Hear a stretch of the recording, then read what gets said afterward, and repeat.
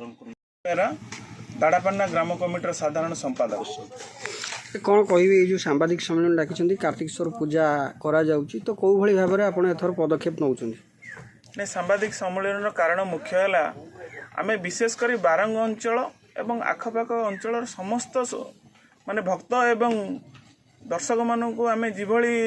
अनुरोध करूँ आसिक विशेषकर समागम हूँ माने श्रृंखलित भाव में आसिक बुलिकी जातु सब जिनस एवं आमर दाड़ापाना वर्ष ऐतिहासिक जो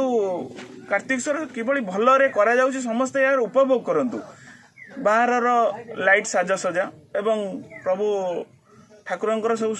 सुसज्जित अलंकार केवल नूतन कार्यक्रम से दर्शन करंतु एवं मीना बजार ता सहित दोली एवं ओडिशार नामी दामी जो कलाकार आसुचंती जेभली हमर 5 दिन कार्यक्रम रही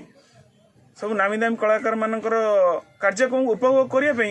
विशेषकर बारंग अंचल समस्त को आम अनुरोध कर आसिक देखी जातु एवं जो लोक मैंने आसवे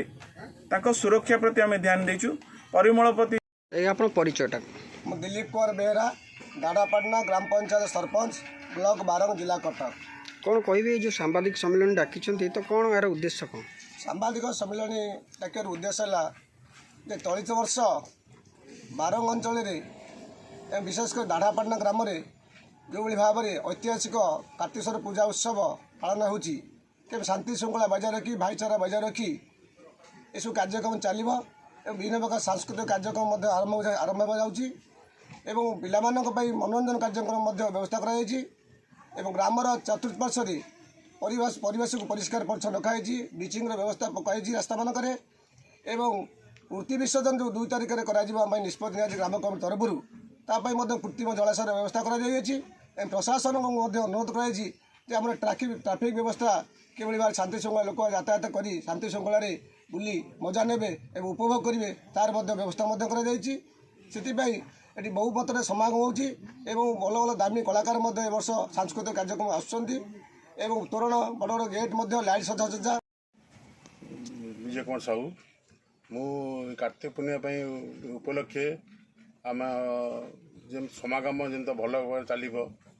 मीडिया मन को अनुरोध कराऊँगी प्रशासन ये कराई कि से भल को आमको सुरक्षा देवे आम गाँव में समागम बहुत बड़ आकार हुए से आम कहूँ समस्त सुरक्षित रे ये करेंगे तापर आमर 2 तारिख दिन आमर